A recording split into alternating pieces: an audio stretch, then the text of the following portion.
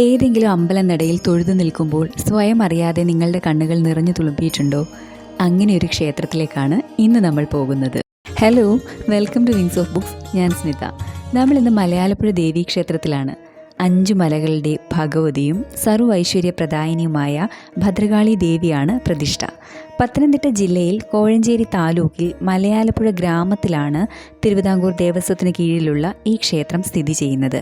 കടും ശർക്കര യോഗം കൊണ്ട് നിർമ്മിച്ച വിഗ്രഹമുള്ള ഈ ക്ഷേത്രത്തിന് 1000 വർഷത്തിലേറെ പഴക്കമുണ്ട്.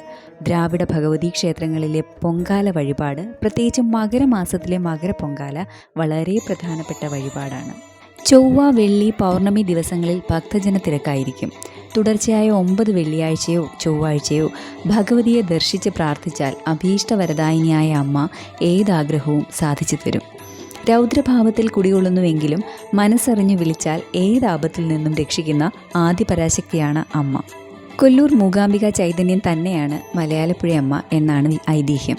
അതിനാൽ മൂകാംബിക ക്ഷേത്രത്തിലേതുപോലെ മഹാകാളി, മഹാലക്ഷ്മി, മഹാസരസ്വതി ഐക്യരൂപേണയുള്ള പരാശക്തി സങ്കല്പം തന്നെയാണ് ഇവിടെയുള്ളത്.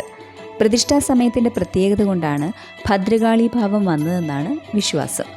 രക്തപുഷ്പാഞ്ജലി, തൂണിയരി പായസം, കോഴിയെ നടക്കി വയ്ക്കൽ, ചുവന്ന പട്ട്, മഞ്ഞൾ അഭിഷേകം, അരി, നെല്ല്, പഞ്ചസാര എന്നിവ നിറച്ചുള്ള നിറപറ എന്നിവയാണ് പ്രധാന വഴിപാടുകൾ. പൂക്കളും മഞ്ചാടിക്കുരുക്കളും തൂണിയരി പായസവുമാണ് അമ്മയ്ക്ക് പ്രിയപ്പെട്ട കാണിക്കകൾ. മലയാലപ്പുഴ ക്ഷേത്രത്തിലെ വാർഷികോത്സവം കുംഭമാസത്തിലെ തിരുവാതിര നക്ഷത്രത്തിൽ ആരംഭിക്കുന്നു. 11ാം ദിവസം ആറാട്ടോടുകൂടി അവസാനിക്കുകയും ചെയ്യും. ക്ഷേത്രത്തെപ്പറ്റി ധാരാളം ഐതിഹ്യങ്ങളുണ്ട്. അതിലൊന്നു പറയാം. 2 ബ്രാഹ്മണർ സ്ഥിരമായി കൊല്ലൂർ മൂകാംബിക ക്ഷേത്രത്തിൽ ദേവിയെ തൊഴുവാനായി എത്തുമായിരുന്നു. പ്രായാധിക്യത്താൽ വളരെ ബുദ്ധിമുട്ടിയും കഷ്ടപ്പെട്ടും അവിടെ എത്തിച്ചേർന്നിരുന്ന ബ്രാഹ്മണർക്ക് മുന്നിൽ സംപ്രീതിയായ ദേവി ഒരിക്കൽ പ്രത്യക്ഷപ്പെട്ടു. അവരുടെ കൈവശമുള്ള ദേവീ വിഗ്രഹത്തിൽ ദേവീ സാന്നിധ്യമുള്ളതായും അറിയിച്ചു. പൂജിച്ചാരാധിച്ചിരുന്ന ആ വിഗ്രഹവുമായി ബ്രാഹ്മണർ യാത്ര തുടർന്നു. മൂകാംബിക ദേവി സ്വപ്നദർശനം നൽകി വിഗ്രഹം പ്രതിഷ്ഠിക്കേണ്ട സ്ഥലവും സമയവും അവരെ അറിയിച്ചു. അങ്ങനെ മലയാലപ്പുഴയിൽ എത്തിച്ചേർന്ന ബ്രാഹ്മണരെ ദേശവാസികളും കരപ്രമാണിമാരും സ്വീകരിച്ചു. തുടർന്ന് അച്ചക്കണ്ണാമല, ഊട്ടുപാറമല, ചെറികുന്നത്തുമല, പുലിപ്പാറമല, ഉപ്പിടുംപാറമല എന്നീ 5 മലദൈവങ്ങളുടെ മധ്യത്തിൽ മലയും ആലും പുഴയും സംഗമിച്ച എടുത്തിട്ട മണ്ണായ മലയാലപ്പുഴയിൽ ദേവിയെ പ്രതിഷ്ഠിച്ചു എന്നാണ് ഐതിഹ്യം. ക്ഷേത്രത്തിൻ്റെ വടക്ക് കിഴക്ക് ഭാഗത്തായി മഹാദേവ സാന്നിധ്യമുള്ള സ്വയംഭൂവായ ശിവലിംഗമുണ്ട്. ഇതുമായി ബന്ധപ്പെട്ടും ഒരു ഐതിഹ്യമുണ്ട്. പണ്ട് ക്ഷേത്ര ജീവനക്കാരിൽ ഒരാൾ തിരുമുറ്റം വൃത്തിയാക്കുന്നതിനിടയിൽ കയ്യിലിരുന്ന മൺവെട്ടി ഒരു കറുത്ത ശിലയിൽ ഉടക്കിയപ്പോൾ അതിൽ നിന്ന് രക്തം കിനിഞ്ഞു. പ്രശ്നം വെച്ചപ്പോൾ ശില ശിവലിംഗമാണെന്നും താന്ത്രിക വിധിപ്രകാരം ശുദ്ധികലശം ചെയ്ത് പൂജ നടത്തണമെന്നും തെളിഞ്ഞു.